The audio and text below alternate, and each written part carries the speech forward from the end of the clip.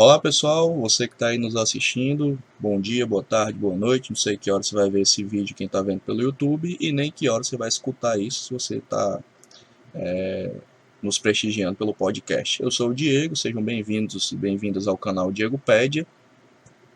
Espero que dê tudo certo, não dê problemas técnicos nessa gravação, às vezes isso acontece, e a ideia é que a gente possa ter o mínimo possível de problemas técnicos, mas sigamos, né?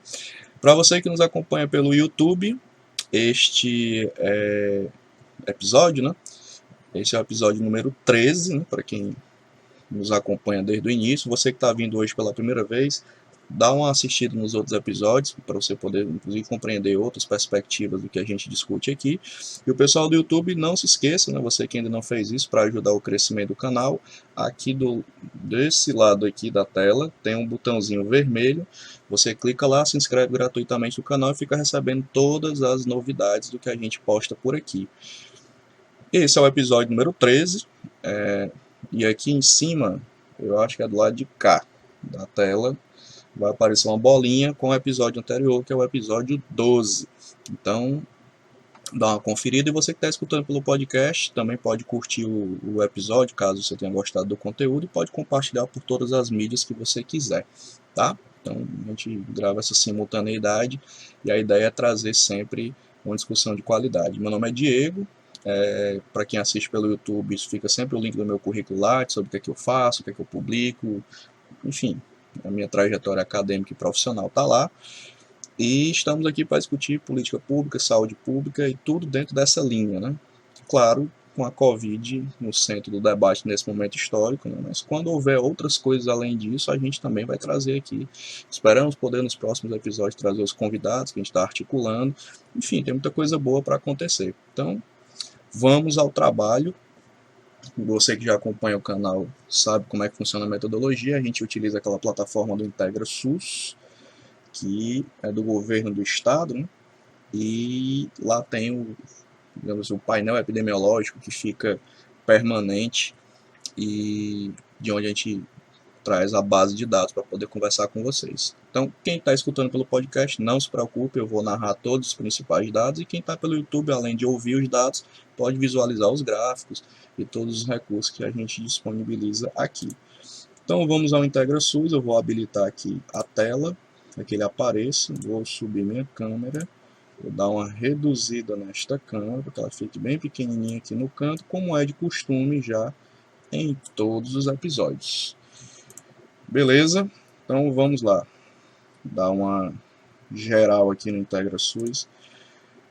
A data em que esse episódio está sendo gravado, né, para você fique ciente, é dia 26 de julho de 2020, ou seja, já estamos chegando em agosto, inteirando, como se diz aqui no Ceará, mais de 4 meses de pandemia, e agosto, segundo semestre, traz uma série de desafios e incertezas sobre o que será da nossa vida nesse contexto de pandemia nunca antes vivida com estas proporções, né? Outras pandemias gigantes já aconteceram na história da humanidade, mas não que tenha causado um rebuliço tão grande quanto esse aqui da Covid. Mas vamos lá, devagarzinho a gente vai falar de tudo isso no episódio de hoje. Aqui no IntegraSUS, no boletim epidemiológico, para quem já conhece, né, para quem está chegando hoje poder se acostumar, a última atualização foi hoje, 14h15, né? Nós estamos gravando aqui no finalzinho da tarde, então está novinho em termos de atualização de dados, né? Eu sempre faço aqui o filtro, como eu estou sinalizando aqui, de casos confirmados e óbvios. Você pode fazer o filtro que você achar mais interessante, filtrar só pelo seu município, enfim, fica a seu critério para que você possa trabalhar esses dados. Aqui vamos seguir na mesma lógica que temos trabalhado nos outros episódios, apresentar aqui um panorama geral de como é que está, né? Primeiro, o estado do Ceará tem 162.085 casos confirmados até a última atualização de dados. E, infelizmente, temos 7.493 mortes. Já fomos um dos epicentros, né, da pandemia no país. Hoje está ficando um pouco mais tranquilo, mas não tranquilo ao ponto de você achar que está tudo certo, porque não está, né? Ainda temos uma caminhada para sair do sufoco dessa pandemia. Dito isto, ao se olhar aqui do lado direito da tela, para quem está vendo pelo YouTube, nós temos o ranking dos municípios por ordem de casos. confirmados e tem seguido aquela tendência daqueles primeiros mapas que eu mostrei para vocês lá em abril, no finalzinho de março, início de abril, quando eles foram elaborados, né, quando esse canal começou. E a tendência segue a mesma, né? Então Fortaleza em primeiro lugar com 41.203 casos confirmados e 3.663 mortes. Em segundo lugar vem Sobral na região norte com 9.600 casos e 279 óbitos. Em terceiro lugar vem Juazeiro do Norte, que vem no crescente, né, nas últimas semanas. Inclusive ressalto sempre aqui neste canal que já tínhamos feito alertas, né, em episódios anteriores e com quem eu tenho conversado ao longo desse tempo, que Juazeiro era um grande interrogação, né, porque não fazia sentido ter tão poucos casos naquele município, e em municípios com proporções semelhantes e condições de vida semelhantes eram 4 vezes mais o número de casos. Então agora Juazeiro está, assim, epidemiologicamente parecendo algo mais sensato, né? Então, seja porque aumentou a testagem, seja porque aconteceu outra coisa, mas enfim, antes não fazia o menor sentido ter tão poucos casos em Juazeiro. E infelizmente os casos estão crescendo rápido, né, de uma maneira muito violenta, e isso traz um trauma grande para a cidade, né? Isso é evidente, né? Algumas pessoas que eu converso que são do município deixam isso expresso pela forma e a velocidade geométrica que a gente já sabe que conversa aqui, né, no canal, como a Covid cresce. Pois bem, Juazeiro passou o Maracanaú e hoje tem 6.381 casos e 188 óbitos. Então, nós temos a capital, o município polo da região norte, em segundo lugar, e o município polo da região sul, região do Cariri, entre os principais municípios irradiadores de casos. Depois volta aqui para a região metropolitana de Fortaleza, com Maracanaú com 5.063 casos, 227 óbitos, Caucaia com 4.920 casos e 312 óbitos, depois Maranguape com 3.744 casos e 105 óbitos. Depois vem Quixadá, na região central, município polo, né, com 2.666 casos e 59 óbitos, e depois se espalha nos outros municípios. Você dá uma olhada aqui com calma, não vou ler todos, só para você ter uma dimensão de como é que está a distribuição de casos no estado do Ceará. Dá para ver aqui também pelo mapa do lado esquerdo, você pode clicar no município que achar mais interessante e ver como é que está a situação dele. Dito isto, vamos ver aqui, até o presente momento, 428.130 exames realizados. A tendência deve ser a mesma dos outros episódios e a crítica sempre a mesma que a gente faz aqui. Infelizmente, a maior parte desses testes é teste rápido, e teste rápido tem uma margem de erro razoável, tanto falso positivo quanto falso negativo. Mas, sempre temos dito isso aqui no canal, talvez tenha sido a forma mais viável das prefeituras conseguirem testar mais gente do que o antigo sistema focado em RT-PCR, que é o teste mais preciso, por assim dizer. Então nós temos 311.035 testes rápidos realizados no estado, RT-PCR 104 e 39, desculpa, quase não sai aqui, testes PCR, 12.973 de sorologia, e os demais aqui depois vocês dão uma olhada, só para ter uma noção de que, de fato, continua a tendência que a maioria absoluta são testes rápidos. O que mais? Taxa de letalidade 4,6, essa taxa já foi bem maior, ela está baixando, né? Ainda está longe do ideal, taxa razoável é próximo de zero, né? E os controversos casos recuperados, 135.108 pessoas. Repito, controversos porque a gente não faz outra testagem nessas pessoas. Geralmente, recuperado está quem passou pelos sintomas pelos 14 dias ou quem recebeu alta hospitalar. Então, o recomendado pela OMS é testar de novo essas pessoas, até para ver se não tem reincidências ou coisas do tipo que estão sendo estudadas, se é possível ou não acontecer com a Covid. Aqui temos 2 óbitos nas últimas 24 horas, mas é importante sempre tomar muito cuidado com esse dado, porque existem uma série de casos que estão em investigação. Então pode ser que esse número aumente, diminua e por aí vai. Aqui embaixo temos o perfil já conhecido e que não mudou dos últimos episódios para cá. Do lado esquerdo, a maioria da população é parda e preta, em termos de incidência de casos novos, então aquela mesma tendência que temos dito aqui desde maio, junho, de que Covid provou que ela ataca os mais vulneráveis, ataca mais a população preta, a população pobre, periférica dos municípios, e o Ceará não é exceção a esta regra. Aqui do lado direito, né, o perfil segundo sexo e faixa etária, tem mantido mais ou menos a mesma linha. O grosso de pessoas infectadas e as que morrem também, né, são aqui adultos jovens. Né? Então, não é só o grupo de risco que temos que nos preocupar, temos que nos preocupar com todas as faixas etárias, porque todas elas estão em algum tipo de risco. Aqui embaixo a curva acumulada, né, de casos confirmados em investigação, ela está caindo no estado do Ceará, essa curva, felizmente. É muito provável, alguns estudos até apontam isso, eu vi essa semana, que a gente já tenha passado pela primeira fase da doença e estejamos em algum nível ensaiando a entrar na segunda onda aqui no estado do Ceará, embora esses estudos não sejam definitivos. Vocês podem ver aqui no mapa, quem assiste pelo YouTube, que nas últimas 2 semanas caiu muito a quantidade de casos confirmados. Isso muito puxado por Fortaleza, que é onde a queda é mais acentuada, mas existem outros polos no estado do Ceará que tem havido subida de casos. Né? Então isso desbalanceia um pouco a forma de ler a curva, como ela cai. Ok? Então, dito isto,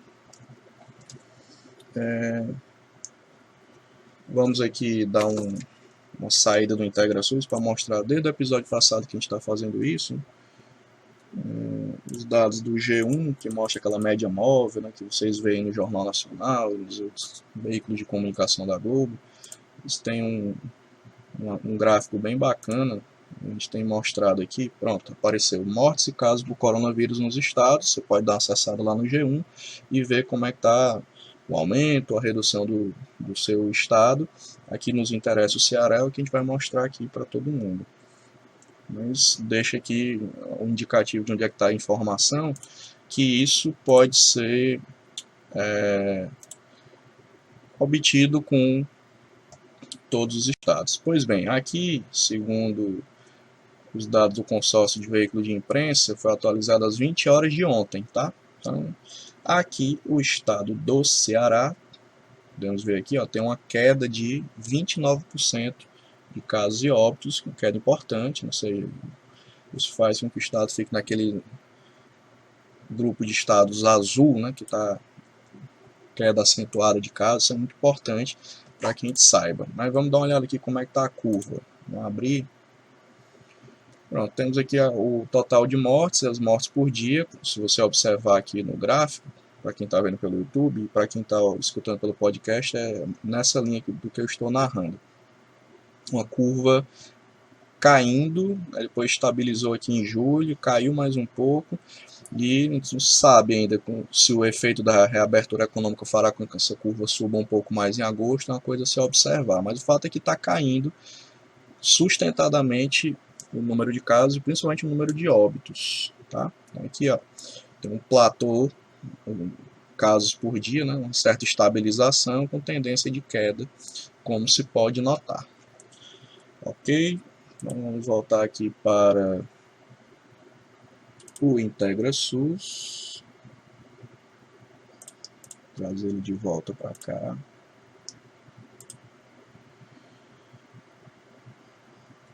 E dar uma aliviada aqui no sistema. Pronto, voltou. O próximo indicador que a gente trabalha aqui, na nossa metodologia deste canal, são as internações. Sempre acompanha aqueles velocímetros, né, com quantidade de internações no estado. Vou beber uma água aqui. Vamos ver como é que está a situação hoje. O governo tem anunciado que tem caído muitos casos, né? De fato tem caído.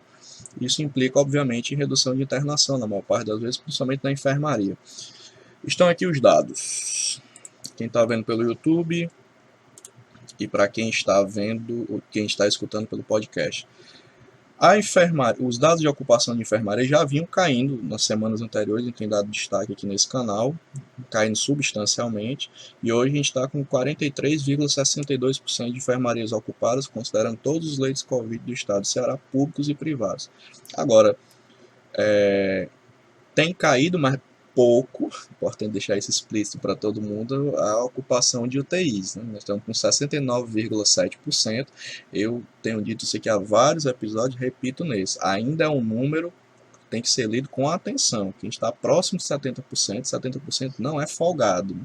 Folgado é abaixo de 50%. Então a gente ainda tem que reduzir mais esse número e, obviamente, se a população ajudar, essa taxa de ocupação de UTI também vai cair. Então, esse é o cenário de hoje. Taxa de ocupação de UTI, 69,7%. Taxa de ocupação de enfermarias, 43,62%. Vou buscar aqui no meu roteirinho, que senão me perco. Vamos lá para o próximo dado a ser analisado no episódio de hoje, para você ficar aí ciente. São aqui o famoso RT, que é o número de reprodução efetiva de casos, para a gente ver por região como é que ele está no desenho, né? Aí carregando, já ele abre. Vamos ver aqui, pronto, abriu. Aqui o estado inteiro do Ceará, né? Pra vocês terem uma noção, a curva acumulada está caindo abaixo de 1, o que é muito bom, porque 1 para cima é alta reprodução, né? Então, se você prestar atenção aqui no dado, no gráfico, para quem está assistindo, e eu estou narrando para quem está ouvindo pelo podcast, do dia 29/6 para cá, em julho, tem caído substancialmente o RT no estado. Que é uma coisa muito boa, mas lembre-se que essa queda é um levantamento geral, né? Que isso não corresponde exatamente à realidade, porque são realidades diferentes em cada local do estado. Vamos lá. Litoral Leste, 0,95, está abaixo de 1. Sertão Central, 0,95, está abaixo de 1, isso é muito bom. Cariri, 0,89, abaixo de 1, também muito bom. Sobral, 0,82, abaixo de 1. E Fortaleza, 0,79, é o menor RT, é o de Fortaleza, neste exato momento. E aí, só para vocês terem uma ideia, para quem não lembra, né, aqui temos as faixas de RT, né, acima de 1 é autotransmissão, então é ruim, né? Circulação de gente com RT acima de 1.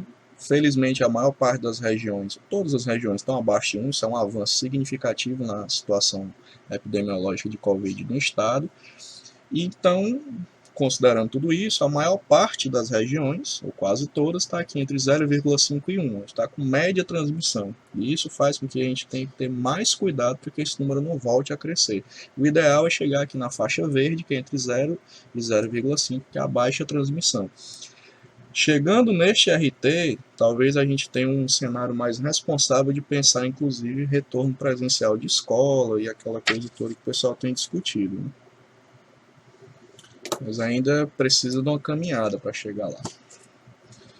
Esse canal é radicalmente contra retorno de atividade presencial em escola sem que o RT esteja na faixa verde, né? Fazer isso é um pouco forçação de barra. Eu super entendo, inclusive, as necessidades e os problemas econômicos do fechamento de escolas, mas escolas, repito, né, e universidades são arquitetonicamente construídas para aglomerar pessoas. Né? E não há clareza dos planos de retomada, de como é que vai ser feito o controle e a proteção dos trabalhadores e trabalhadoras que vão trabalhar no sistema educacional e das próprias crianças, adolescentes e adultos que fazem parte dele. Beleza? Então, vamos para frente. Próximo índice que a gente analisa aqui é a Covid em profissionais de saúde. Vamos ver se mudou alguma coisa da semana passada para cá. Vamos lá. Está carregando aqui os dados.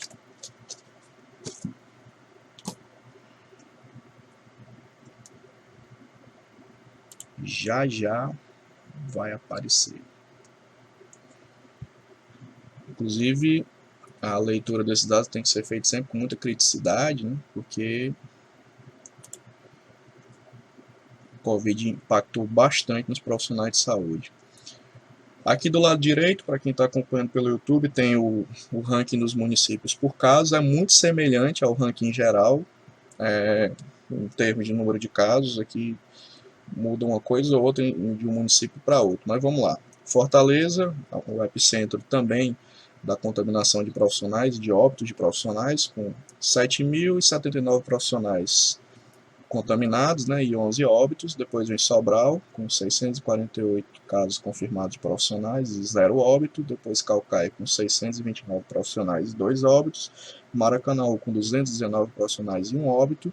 E Juazeiro do Norte, com 212 profissionais e nenhum óbito. Olhando aqui para o lado esquerdo, a gente tem os dados dos exames, né, foram feitos os testes, né, 48.436 testes. Temos no total no estado do Ceará 14.102 profissionais contaminados, 27 óbitos, uma taxa de letalidade de 0,2 e 13.547 profissionais recuperados, sempre fazer uma leitura crítica do que significa profissional recuperado. 2 episódios anteriores, a gente inclusive postou aqui um material e tem um link lá no canal do YouTube, se você for dar uma olhada, de que tem estudos sendo feitos para saber se a gente pode pegar Covid de novo ou não, porque alguns profissionais voltaram a apresentar sintomas, né, depois de estarem recuperados. Então isso sempre tem que ser lido com muitas aspas, né, para a gente não tomar posturas irresponsáveis. Aqui, profissionais contaminados, né, foram com Covid, em primeiro lugar tem técnicos auxiliares de enfermagem, depois enfermeiro, depois médico, depois agentes comunitários de saúde. E permanece a mudança que ocorreu 2 semanas atrás, né? Em primeiro lugar em óbitos também eram os técnicos auxiliares de enfermagem, agora são os médicos, né? Médicos, depois os técnicos auxiliares de enfermagem, depois enfermeiro e depois condutor de ambulância. Então, a diferença é pequena de óbitos, né? Mas os médicos passaram a ser os, digamos assim, a profissão que mais tem morrido, né, no estado do Ceará por conta da Covid. Aqui o perfil sexo e idade, né, de pessoas contaminadas, a maior parte do sexo feminino, e óbitos está mais ou menos distribuído igual, com pequenas variações. E aqui é a curva geral de contaminação acumulada de profissionais. Dito isto, agora nós vamos analisar os famosos dados do Google Mobilidade, que a gente sempre olha aqui para ver como é que está o isolamento social das pessoas, ou pelo menos uma média dele, né? Pronto, tá aqui. Vou subir minha câmera para quem está vendo pelo YouTube e dar uma melhorada aqui no sistema para ficar mais rápido. Pois bem, aqui temos o relatório do Google Mobilidade, que data do dia 21 de julho de 2020, ou seja, poucos dias atrás, né, dá para ter um parâmetro interessante de como é que está essa mobilidade. No Brasil, a gente sempre olha esse primeiro dado aqui, varejo e lazer, né, se as pessoas estão saindo para se divertir e para fazer algum tipo de comércio, né, ou frequentar algum tipo de comércio, 34% a taxa geral do país. Essa taxa já foi bem maior lá em abril, já dissemos aqui números acima de 60%, evidentemente com as variações, né? E agora vamos para o estado do Ceará. Lembrando que você pode olhar o seu estado aqui, se você for de outro estado, não tem nenhuma dificuldade, é só jogar no Google Mobilidade que aparece, você coloca o nome do seu estado e você acha. Aqui vamos para o Ceará. Acho que eu passei, tá aqui. Ceará está com 33% de taxa de isolamento social e tem caído bastante, né? Isso é um fenômeno já esperado, inclusive por conta das flexibilizações que estão sendo feitas. O governo do estado já fez todas as fases de flexibilização e criou outras fases especiais para as atividades que não foram contempladas nas fases anteriores, e a tendência é esse número cair. E o grande fiel da balança, né, na questão do isolamento social, será a volta das atividades como bares, né, que aí geram uma confusão grande na primeira semana que acontece, e as escolas e universidades, né, que é algo que ainda está sendo debatido. Então, baixou muito, o estado do Ceará já foi 70 e poucos % aqui, né, nesse índice e agora nós estamos com 33% só de redução de mobilidade. Muito semelhante à taxa do país, né? Então, essa tem sido a tendência. Então tá aqui Google Mobilidade, você pode dar uma olhada aí na sua região, se ela não for o estado do Ceará.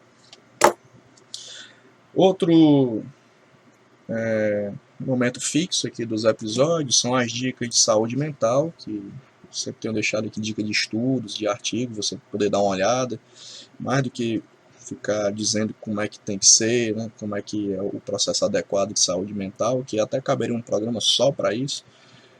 Eu sempre tenho deixado dicas aqui de estudos, com as devidas evidências, para que vocês possam dar uma olhada com calma aí na casa de vocês, e qualquer dúvida a gente debate aqui no canal.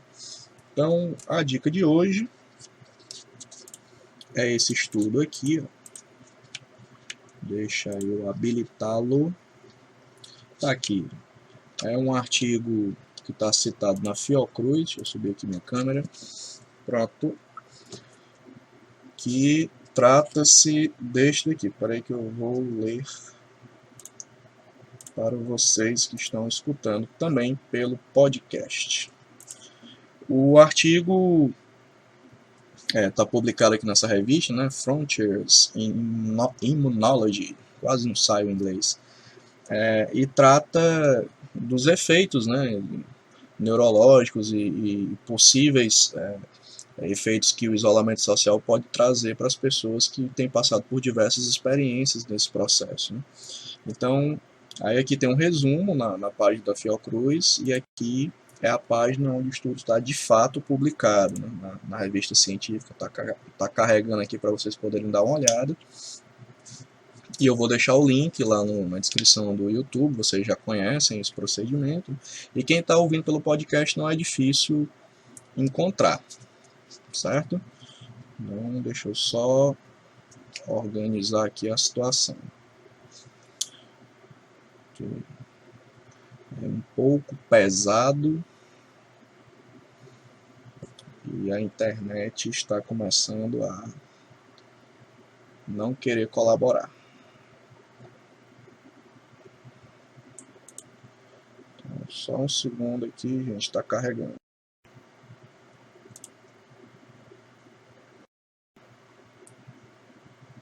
Aqui. Pronto.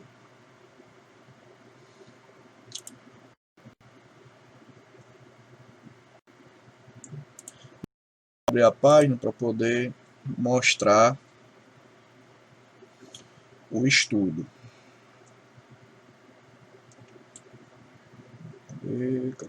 Cadê? Pronto, tá aqui. O nome do estudo é, digamos assim, né? Tradução livre para o português, porque está em inglês o estudo, né?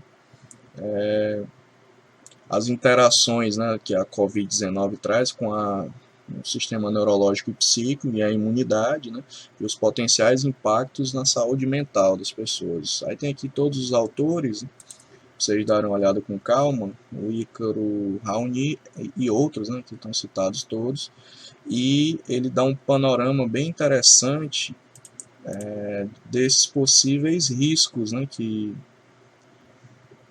a saúde mental da gente pode correr também por alterações de caráter neurológico. Então é disso que se trata.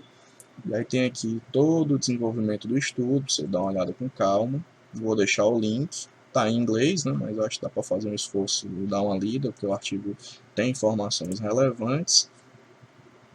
E muitas das questões, né, são analisando esse processo pós-traumático que a gente tem nesse processo de estresse com a Covid e com o próprio isolamento social e o que ele pode desdobrar como coisas que vão gerar uma série de outras comorbidades, né? Então, é um estudo ainda com dados deste momento, né? Evidentemente que outros estudos surgirão discutindo de forma mais aprofundada esses dados, porque tudo também é muito novo nesse processo de conhecer impactos de pandemia em saúde mental com este formato que nós estamos tendo hoje, mas está aí a dica para você dar uma olhada com calma no estudo da Fiocruz, publicado internacionalmente e que Fiocruz e a Universidade Federal Fluminense, na UF, em parceria. Então tá aí a dica de saúde mental de hoje para vocês darem uma olhada. Deixa eu riscar aqui o meu roteiro. Outra dica do episódio de hoje a gente sempre tem falado aqui de assistência social, políticas sociais, né? Tem uma dica aqui de texto para vocês darem uma olhada também. Eu vou subir aqui para todo mundo poder ver, quem está vendo pelo YouTube, e todo mundo poder ouvir, quem está escutando pelo podcast. Pronto, tá aqui o texto, já subiu, é o Desigualdade Social e Econômica em Tempos de Covid-19, é um texto de maio, né, no mês de maio, mas traz informações relevantes sobre os processos de pandemia e sobre as diversas populações esquecidas desse processo, dentre elas a população indígena, né, e a dificuldade, o diálogo, inclusive, que o governo federal não tem com povos tradicionais e indígenas de jeito nenhum. Então, isso gera e pode vir a gerar uma série de problemas de relacionamento social entre os impactos que a Covid traz e a forma como esses povos vão ser protegidos ou não. Então, fica aí a dica para você dar uma olhada. O link também vai ficar na descrição do YouTube, e não é difícil de achar se você estiver assistindo pelo... desculpa, assistir... de certa forma mas se você está ouvindo pelo podcast. Beleza, gente. Então, tá aí a outra dica. Esse cara aqui. Pronto. Então, vamos agora para o encerramento do episódio, com as informações finais, né? Cenários de saída que nós temos. E aí tem algumas informações aqui para mostrar. Aqui no estado do Ceará já foi anunciado o retorno das academias, né, de saúde, academias profissionais, privadas e as públicas, os processos de cuidado com o corpo, enfim, tudo isso. Então, uma gama de procedimentos liberados, mas em síntese, as academias estão liberadas agora para essa semana que se inicia, e vamos ver o que é que acontece, né? Primeiro, se o pessoal vai respeitar os protocolos, e segundo, se isso vai ter algum tipo de impacto no retorno de casos aqui no estado do Ceará. Não estão liberados ainda os bares, né? Cinema, essas coisas todas, e nem as escolas, ainda não há previsão de quando isso vai acontecer, mas vamos acompanhar e ver como é que fica, né, nas próximas semanas. Por falar em escolas, aqui tem 2 documentos importantes que vocês precisam conhecer, que eu vou habilitar aqui. Vou subir aqui. Primeiro é que existe uma divergência entre o que pensa o Conselho Nacional de Educação, que já fez um parecer sobre a volta do ensino presencial, que na análise desse canal, em minha análise, é um documento muito complicado, porque não diz exatamente como serão feitos esses protocolos de segurança, apenas é um protocolo de intenção, né, de como é que serão feitos. Está aqui o documento, vou mostrar aqui para vocês. Aqui é a notícia, né, do site do governo do estado, do Conselho Estadual de Educação, e o parecer nacional é esse daqui. Vou fazer a leitura aqui do Conselho Nacional de Educação. Parecer Covid-19, volta às aulas. A relatora é a conselheira Maria Helena Guimarães de Castro.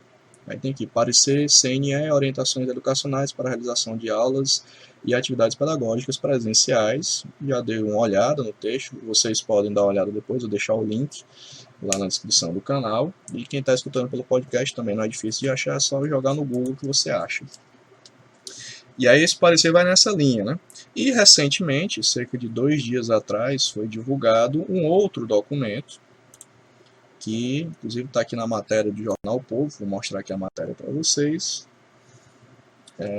Tá aqui, ó. Conselho Estadual aqui do Ceará, né, de Educação emite parecer ensino remoto até dezembro no estado do Ceará. Então, o Conselho Estadual da Educação fechou questão de que a aula tem que ser remota, salvo algumas exceções, como alguns estágios, né, se as instituições de ensino superior entenderem que podem fazer com as devidas condições de segurança, pode ser feito. Então, é uma outra linha de interpretação sobre volta das aulas aqui no contexto do estado do Ceará, que eu não sei como é que as escolas privadas vão receber isso, né? Mas vamos avaliar nos próximos dias. E está aqui o documento, para quem quiser saber, né? E vou deixar o link também, que o parecer 205/2020, aprovado em 22/7/2020, e a emenda diz o seguinte: orienta as instituições de ensino que ofertam educação básica, educação profissional, técnica de nível médio e educação superior, que compõem o sistema de ensino do Estado do Ceará, a darem continuidade às atividades letivas por meio remoto até 31 de dezembro, mesmo após a autorização para retomar as atividades presenciais nesse período pelas autoridades competentes e dar outras providências. Então, tem aqui a comissão relatora.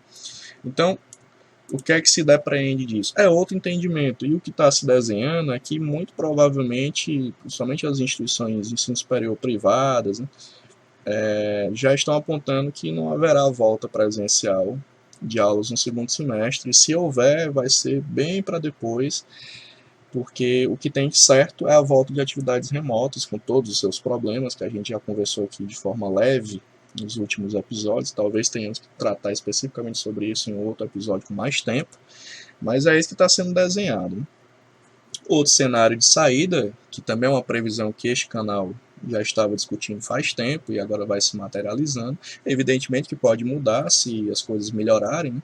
E se uma vacina aparecer, mas não há indicativo que vai aparecer vacina segura, testada e padronizada até o final desse ano. Talvez a gente tenha finalização de processo de vacina, mas não todos os processos de segurança. Isso talvez fique para o ano que vem, uma perspectiva otimista para o meio do ano que vem. Dito isto, o que é que acontece? Nós temos aqui, publicados ontem, tá? Ontem, dia 25, esses cenários aqui, que eu vou mostrar para vocês, que alguns colegas meus ficaram bastante tristes, né? Dizem que eu só falo de notícia ruim. Eu e o Atila só falo de coisa ruim, mas é porque é o que tem, né, aqui para mostrar. Eu tento trazer coisas boas também, mas infelizmente as coisas desagradáveis aparecem com mais frequência. E tá aqui abril, pronto. Vou mostrar aqui para vocês que é a notícia, né? Prefeitura do Rio suspende a festa de Réveillon, Carnaval também está ameaçado. Então, essa é uma tendência de que vai acontecer, né? Os principais eventos de mega multidões, né, não serão possíveis. Aqui o Ceará já teve o Fortal cancelado, que acontece agora em julho, nessa semana que a gente está vivendo, inclusive. Vai ter o Fortal virtual, enfim, então as coisas aí acontecendo, as coisas diferentes, como teve São João virtual mês passado, e a tendência é essa para esse ano, né? Não existe cenário epidemiológico responsável possível para ter festa de rua, né? Então, a previsão desse canal dita agora, já estamos dizendo isso desde maio, né? Mas retomando agora em julho, Natal e Réveillon em casa, não vai ter festa de rua. Diego, as pessoas vão sair do mesmo jeito. Isso é uma opção das pessoas saírem, mas o poder público não vai incentivar festas de multidão, porque não há condição. Enquanto não tiver vacina, não tem como essas festas acontecerem. Então aqui é a primeira notícia: o prefeito do Rio suspende a festa de Réveillon. E o carnaval, as escolas de samba já estão fechadas, com a questão de que só vai ter desfile se tiver vacina. Aqui temos a Prefeitura de São Paulo, também na mesma linha. Está carregando aqui a notícia para vocês verem. Quem está vendo pelo YouTube, quem está escutando aí pelo podcast, eu vou fazer a leitura, né? Prefeitura de São Paulo adia Carnaval 2021 devido ao coronavírus. Não tem previsão de data. A mesma linha está sendo discutida também em Salvador, com relação ao Carnaval. Então, muito provavelmente, o Carnaval dentro de casa, e não vai ser possível incentivar a aglomeração de rua, as grandes festas de rua, aquela alegria que a gente pensou que tem uma catarse no Carnaval do ano que vem. Não há cenário para isso. Talvez, com sorte e vacina, que eu tenho dito para as pessoas, a gente consiga escapar ali no São João de 2021, certo? Então são esses os cenários de saída que nós temos para hoje. Deixa eu ajeitar aqui a minha câmera. Dar uma centralizada nela aqui. É o que tem para hoje, é o que nós temos assim, em termos de concretude, né? Evidentemente que tudo isso pode mudar, pode, a gente torce para que isso aconteça, eu também torço. Mas nós temos que fazer uma torcida responsável, né? Não adianta simplesmente negar que a pandemia existe, e eu vejo isso muito assim, nítido, as pessoas têm dito para mim, não, mas já passou o pior, mas esse é o momento mais perigoso, é quando passou o pior, né? Porque as pessoas se descuidam, não usam máscara, enfim, continuam fazendo aglomerações, e você vê todo tipo de coisa absurda na imprensa, não é difícil de encontrar na própria internet, de gente desdenhando da pandemia, né? Só que eu sempre digo isso, né? O pessoal que é negacionista, que desdenha do processo, inclusive do esforço que o poder público faz para que a gente possa ter um pouco mais de proteção, essas pessoas quando adoecem e complicam, eu não espero que a pessoa complique, né? Mas algumas complicam. Elas vão querer tudo, UTI, equipe, remédio, tudo que tiver. Então, no final das contas, o que a gente tem discutido aqui é uma grande batalha do egoísmo e o pensamento coletivo, né? E as pandemias deixam isso mais aflorado. Então vamos refletir com calma, né? E vamos tentar se proteger e proteger as pessoas que estão próximas da gente, que talvez seja o caminho mais adequado. E é a dica deste canal. Então agradecer aqui a paciência de vocês, né? Eu sei que o perfil aqui de informação é um pouco denso, muita coisa, muito pesado, não é aquela coisa super criativa, até porque ainda não há recurso para fazer, mas assim que tiver eu vou tentar deixar os vídeos mais high-techs aqui, com as coisas mais animadas. Mas por enquanto é nesse movimento de discutir os dados e mostrar isso tudo para vocês, e quem está escutando pelo podcast poder ter um conteúdo inteligível e que faça sentido, né? Então agradecer a vocês, quem está aí no YouTube não esquece de curtir o episódio, de se inscrever no canal, de compartilhar esse vídeo se você gostar. Quem está escutando pelo podcast a mesma coisa, curtir, compartilhar, divulgar o trabalho, né? Estamos sempre aceitando propostas de novos episódios, novos temas para a gente poder debater. Se houver viabilidade, a gente faz, né? E estamos aqui para o diálogo, né? Esse é o canal Diego Pédia. Não se esqueça de se cuidar nessa pandemia. Até o próximo episódio. Tchau, tchau.